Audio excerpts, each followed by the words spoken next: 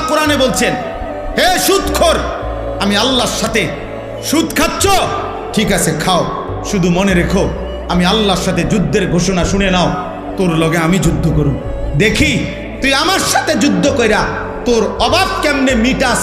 আমি আল্লাহ, আমি থাকতে তোর আমি দেখব। খোদার কসম, এটা কোরআনের আয়াত। আল্লাহ সুদখোরকে ডাইরেক্ট বলছে, তোর লগে আমি যুদ্ধ করলাম, যুদ্ধের ঘোষণা দিলাম, আমি তোর অভাব দূর করব না, চাই তোর কোন আব্বা তোর অভাব দূর করে আমি দেখব, তোর কোন বাফে আছে। এই জন্য পৃথিবীর একটা সুদখোর আজ পর্যন্ত সুখের কোনো দাবি করতে পারে নাই। লোনের পর লোন নিতেছে, টাকার পর টাকা নিতেছে, একটা পর্যায়ে দেউলিয়া হইয়া, একটা পর্যায়ে দেউলিয়া। কালকে রাত্রে, গতকালকে রাত্রে,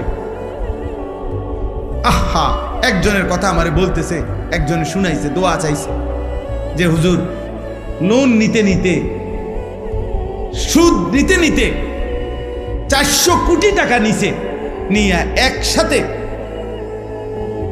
বড় বড় প্রকল্প 6টা কোটি কোটি টাকা খরচ করে এক একটাতে ব্যয় করে সাজাইছে।